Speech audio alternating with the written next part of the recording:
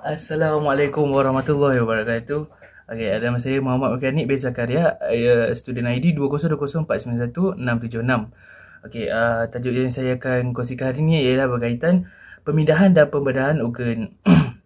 Okey, so bagi pemindahan dan pembedahan organ ini memerlukan penderma. Jadi pendermanya sendiri terbahagi kepada dua, iaitu yang pertama penderma organ kadaveri, yang mana pendermaan itu berlaku selepas penderma itu meninggal dunia. Maka organ-organ dia tu bolehlah kita dermakan kepada orang yang memerlukan. Tapi kita perlukan izin daripada waris si penderma itu. Antara organ yang kita boleh ambil selepas penderma meninggal dunia adalah seperti buah pinggang, paru-paru, jantung, hati, kulit, tulang, injak jantung dan tisu seperti kornea yang terletak pada mata. Okey, bagi jenis yang kedua adalah penderma organ semasa hidup. Semasa hidup ni penderma itu boleh mendermakan sebahagian daripada organnya. Contohnya seperti buah pinggang dan hati. Okey, seterusnya saya akan serahkan kepada Amir. Assalamualaikum warahmatullahi wabarakatuh. Nama saya Wan Muhammad Amir Ikmal bin Wan Muhammad Rizlan. Nombor pelajar 2020617328 akan membincangkan tentang kajian literatur yang bertajuk Pendermaan Organ. Malaysia, Oktober tahun 2019. Kira-kira 80% daripada orang yang berpotensi untuk mendermakan organ mereka telah ditolak oleh ahli keluarga mereka sendiri.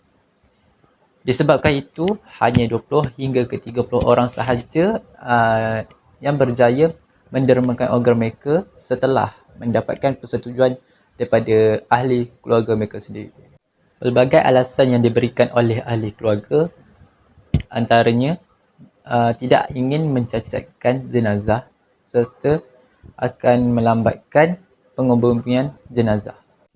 Menurut statistik Kementerian Kesihatan Malaysia, hanya 1.3% daripada rakyat Malaysia telah berikrar untuk menjadi penderma organ selepas kematian dan bilangan itu masih rendah berbanding negara lain. Amerika Syarikat, Oktober tahun 2019. Populasi Amerika Syarikat berjumlah hampir 327 juta orang dan bilangan itu berkembang pada kadar yang stabil. Dengan populasi yang meningkat, bekalan organ sepatutnya mudah didapati dan mencukupi, namun perkara yang sebaliknya telah berlaku. Setakat Januari 2019, terdapat lebih 113,000 orang berada dalam senarai menunggu yang memerlukan pemindahan organ. Realitinya, 95% orang dewasa di Amerika Syarikat bersetuju untuk melakukan pendermaan dan pemindahan organ. Namun begitu, hanya 58% sahaja daripada mereka itu bersetuju dan berikrar untuk mendaftarkan diri sebagai penderma organ. Sekian, terima kasih. Assalamualaikum dan selamat sejahtera. Nama saya Wan Adam Mirza bin Wan Jeffrey. Student ID saya 2020617316. Hari ini saya akan bercakap tentang maqasid daripada tajuk pendermaan organ ini. Okey, yang pertama ialah daripada segi Islam. Perundangan mengenai pemindahan dan pendermaan organ dalam Islam tidak dibincangkan secara khusus dalam sumber undang-undang utama seperti Al-Quran dan Al-Sunnah. Ianya merupakan satu bentuk perubatan pembangunan yang bermula sejak abad ke-20 lagi. Namun begitu, ulama Islam telah membahaskan isu ini sejak tahun 1950-an lagi. Salah satu matlamat maqasid syariah adalah untuk menyelamatkan nyawa manusia. Cita-cita untuk menyelamatkan agama, nyawa, akal, keturunan dan harta menjadi asas kepada fahaman maqasid syariah. Islam mengharuskan pendermaan organ.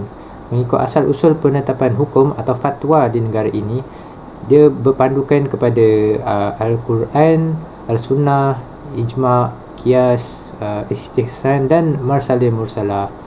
Pemindahan organ diharuskan dalam Islam dengan syarat yang pertama, tidak ada alternatif lain yang boleh menyelamatkan nyawa mereka. Yang kedua, tak mendatangkan mudarat yang lebih besar kepada penderma atau penerima organ.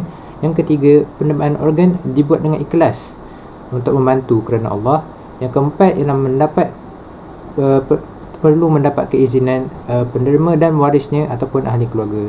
Okey, itu saja daripada saya. Sekian, terima kasih. Assalamualaikum warahmatullahi wabarakatuh. Nama saya Siti Nur Fakir Abdul Muhammad Yassin. Nombor ID saya 2020863932. Saya akan menerangkan tentang dalil Al-Quran yang berkaitan dengan pemindahan dan penerimaan organ. Pemindahan dan penerimaan organ adalah salah satu prinsip dalam konsep maqasid syariah, iaitu menyelamatkan nyawa. Ia juga merupakan satu ibadah dan tanggungjawab sebagai umat Islam. Allah telah berfirman di dalam surah Al-Ma'idah ayat ke-32 yang bermaksud, oleh kerana itu kami tetapkan suatu hukum bagi Bani Israel bahawa sesiapa yang membunuh manusia bukan kerana orang itu membunuh orang lain atau bukan kerana membuat kerosakan di muka bumi, maka seakan-akan dia telah membunuh manusia seluruhnya. Dan barang siapa yang memelihara kehidupan seorang manusia, maka seolah-olah dia telah memelihara kehidupan manusia sepenuhnya. Dan sesungguhnya telah datang kepada mereka rasul-rasul kami dengan membawa keterangan-keterangan yang jelas. Kemudian banyak di antara mereka sesudah itu sungguh-sungguh melampaui batas dalam membuat kerosakan di dunia. Di dalam petikan ayat, dan barang siapa yang memelihara kehidupan seorang manusia, maka seolah-olah dia telah memelihara kehidupan manusia sepenuhnya. Oleh itu, dengan pendermaan dan pemindahan organ, seseorang dapat menyelamatkan nyawa seseorang. Sekian, terima kasih. Saya Ilia Adila binti Ahmad Mahyudin, nombor kad pelajar 20208770032, ingin memberitahu tentang cadangan dalam perbincangan. Islam adalah cara hidup yang perlu kita contohi. Haram boleh menjadi halal dan harus dilakukan jika Muslim mengalami kecemasan dan bagi menyelamatkan nyawa umat Islam. Islam telah melaksanakan dasar ini dengan mengeluarkan fatwa baharu dalam isu pemindahan organ. Penyelidikan perubatan menunjukkan bahawa masyarakat Islam tidak boleh lari daripada pendermaan organ. Hal ini kerana pendermaan organ adalah mengikut status dan konteks masa. Ia sememangnya perlu untuk menyelesaikan masalah sesetengah pesakit dan tidak dinafikan terdapat cara lain untuk menyelesaikan isu masalah organ pesakit, tetapi proses pemindahan organ merupakan solusi yang terbaik untuk pesakit. Dalam keadaan sedemikian, masyarakat Islam mengambil kedudukan yang sangat fleksibel dan tidak berfikiran sempit atau kuno.